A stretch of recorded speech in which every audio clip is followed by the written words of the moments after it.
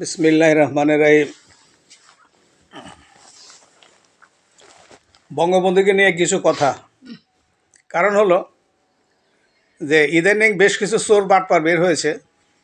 তারা বলে বঙ্গবন্ধু স্বাধীনতা ঘোষণা দেননি, বঙ্গবন্ধু স্বেচ্ছায় পাকিস্তানকে ধরা দিয়ে পাকিস্তান চলে গেছে। বিভিন্ন রকম উটবট কথা এই চোর বাটপাররা বলতেছে। কিন্তু আসলে ভাই, চোর বাটপাররা বঙ্গবন্ধু সম্বন্ধে কিছু অ্যানালাইসিসও করে না, বঙ্গবন্ধু সম্বন্ধে গবেষণাও করে না, বঙ্গবন্ধু কী কী করেছে এই সম্বন্ধে ওরা জানতেও চায় না। কারণ এরা হলো কাসিমের মতো। কাসিম যেরকম মাথা ভিতরে ঢুকাই দিয়ে বসে থাকে, ফট করে খাদ্য মুখে সামনে ফট করে কামড় দিয়ে খাদ্য মুখে নিয়ে আবার মাথা ভিতরে ঢুকে দেয়। এরা হলো কাসিমের স্বভাবের মানুষ।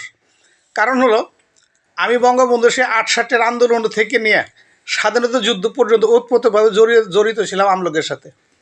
যদি আমলীগের আমি কোনো পদ পদবি কোনো জিনিসে ছিলাম না, কিন্তু আমার দেশের প্রতি এবং আমলীগের প্রতি একটা অন্যতম মর্মত্ব বোধ ছিল, যার জন্য আমি এই কাজগুলো স্বইচ্ছায় করেছি। এবং আমি আজ পর্যন্ত আমলীগের থেকে 1 পয়সার সুযোগ সুবিধা আমি নেইনি। ঘটনা হলো যে বঙ্গবন্ধু যেদিন স্বাধীনতা ঘোষণা দেয় 25শে মার্চ, 26-এর দিনগত রাত 12টার পরে, ওই দিন বঙ্গবন্ধুর কাছে গোপন সংবাদ ছিল যে মিলিটারিরা বাংলাদেশে ক্র্যাকডাউনের অংশগ্রহণ করবে অপারেশন সার্চলাইটের নামে।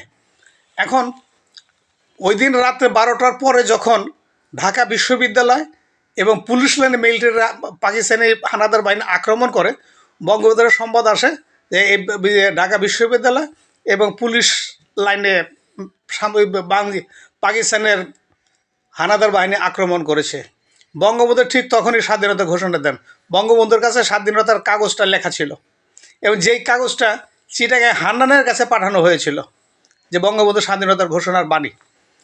এখন পিলখানার যে ওয়্যারলেস অপারেটর ছিল, তার সাথে বঙ্গবন্ধুর সাথে সবসময় কথাবার্তা এবং কানেক্ট ছিল, এবং সে বলেছিল যে তুমি সবসময় প্রস্তুত থেকো, আমি যে কোনো দেশের স্বাধীনতা ঘোষণা করতে পারি, তোমার বিডিআর ক্যাম্প যত জায়গায় তোমার বিডিআর ক্যাম্প আছে প্রত্যেক জায়গায় ওয়্যারলেস যোগে পাঠিয়ে দেবা, এবং ওই এলাকার আমলীগের নেতাদের কাছে জানাই, ওই এলাকার লোকজন জানায় দেয় যে বঙ্গবন্ধু স্বাধীনতা ঘোষণা করেছে।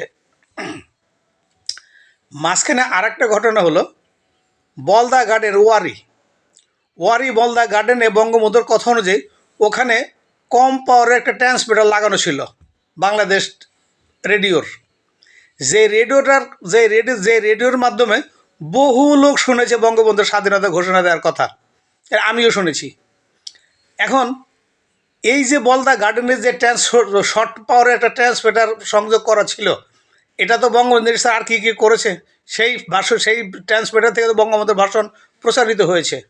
আপনারা জানলে এখনও বলদা গার্ডেনে গেলে দেখতে পারবেন ট্রান্সমিটারটা নাই, যে বলদা গার্ডেনে এখন মৃত প্রায়, ওখানে বঙ্গবন্ধুর নির্দেশ যাই ওখানে একটা ট্রান্সমিটার সেট করা ছিল। এখন বঙ্গবন্ধুকে নিয়ে ইনিয়ে বিনিয়ে যেই সমস্ত চোরবাটপাড়া বলে যে বঙ্গবন্ধু পাকিস্তানের স্বইচ্ছায় গেছে, পাকিস্তানের স্বইচ্ছায় ধরা দিছে, মুক্তিযুদ্ধে অংশগ্রহণ করে নাই, এই সমস্ত বললাম না, এই সমস্ত লোকটা চোরবাটপাড়া বঙ্গবন্ধুর সম্বন্ধে কোনো অ্যানালাইসিসই করে না। বঙ্গবন্ধু যে কেমন কৌশলী এবং কেমন দুর্দর্শ নেতা ছিলেন, এটা যারা তার সাহচর্যে না আসছে, যারা তার কাছে না গেছে, তার কথা যারা না শুনছে, এরা চোরবাটারে ইনিয়ে বিনিয়ে বহু কথাই বলতে পারে। যেমন এখন বর্তমানে শেখ হাসিনাতে কেমন কৌশলী নেত্রী, এটা সারা পৃথিবী জানে। কেন শেখ হাসিনা যখন ক্ষমতায় ছিল, আপনারা দেখবেন যে আমেরিকাও খুশি ছিল, চীনও খুশি ছিল, রাশিয়াও খুশি ছিল, ভারতও খুশি ছিল। শেখ হাসিনার বিরুদ্ধে কেউ কখনো টু শব্দটি করে নাই, কেন সে এমন কৌশলী কাজগুলো করছে যে ওদের মাথায় সেই কৌশলী বুদ্ধিগুলো আসে নাই। আর বঙ্গবন্ধু যে পাকিস্তানে হানাদার বাহিনী কিছু ধরা দিয়েছে, এই প্রচারণাটা চালিয়েছে যুদ্ধ অপরাধীরা। গোলাম আজম এই প্রচারণাটা চালিয়েছে যাতে বঙ্গবন্ধুকে হেয় প্রতিপন্ন করা যায়।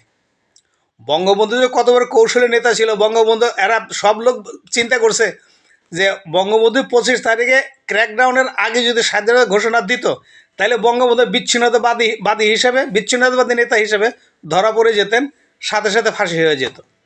সুতরাং উনি যাতে বিচ্ছিন্নতাবাদী নেতা হিসেবে পরিগণিত না হন, সেই জন্যই উনি কৌশলে ঠিক সময় মতো স্বাধীনতা ঘোষণা দিয়েছে, যাতে ওনাকে বিচ্ছিন্নতাবাদী নেতা পৃথিবীর কেউ বলতে না পারে। বঙ্গবন্ধু কখন স্বাধীনতা ঘোষণা দিয়েছে, কয় তারিখে, কোন সময়, কী টাইমে, আপনারা পাকিস্তানের দলিল আছে, আপনারা দেখেন, আপনারা পাবেন। আর পাকিস্তানে না, আমেরিকায় দলিল আছে, আমাদের আমেরিকার দলিল দেখেন, পাকিস্তানের দলিল আছে, পাকিস্তানের দলিল লিখতে পারেন। কোনো দলিল যদি দেখার সুযোগ আপনাদের না হয়, আপনারা জাদুঘরে 6 তলাতে যাবেন। 6 তলাতে গেলে দেখবেন এখানে স্বাধীনতা গ্যালারি আছে। সেই স্বাধীনতা গ্যালারিতে আপনি দেখবেন স্তরে স্তরে সেই সময় টাইম সব কিছু স্তরে স্তরে সাজানো আছে। এবং তখনকার আমলে যতগুলো পত্রিকা আছে, সমস্ত পত্রিকা কখন কয়টায় কোন সময় কী অবস্থা স্বাধীনতা ঘোষণা দিছে তার বিস্তারিত সেই সমস্ত জায়গায় উন্মুক্ত আছে, আপনারা যে কোনো লোক যায় দেখতে পারেন। সুতরাং বঙ্গবন্ধুকে নিয়ে যারা ইনিয়ে বিনিয়ে বিভিন্ন রকম উল্টাপাল্টা কথা বলতে চায়, এদের জন্মেও দোষ আছে, এদের রক্তেও দোষ আছে। ওই যে বললাম, স্বাধীনতা বিরোধীদের রক্তেও দোষ আছে, জন্মেও দোষ আছে। কেন? ওরা যদি স্বাধীনতা বিরোধী না হতো, তাহলে ওরা এই দেশের পক্ষে থাকলে তো আমাদের এই 9 মাস যুদ্ধ করতে হয় না, আমরা 9 দিনই দেশ শান্তি ফিরিয়ে আনতে পারতাম। কিন্তু এই রাজাকার, জামাত, শিবির, এই আলসামস, এদের জন্যই আমাদের 9 মাস যুদ্ধ করতে হয়েছে। এই 30 লক্ষ মানুষ শহীদ হয়েছে, 4 লক্ষ মহিলা নারী নির্যাতিত হয়েছে।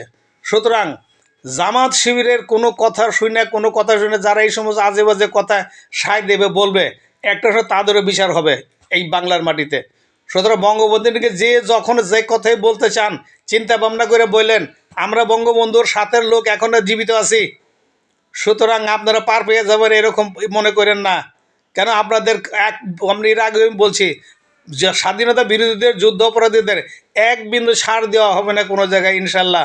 সকলে ভালো থাকেন, শান্তিতে থাকেন, আলহামদুলিল্লাহ।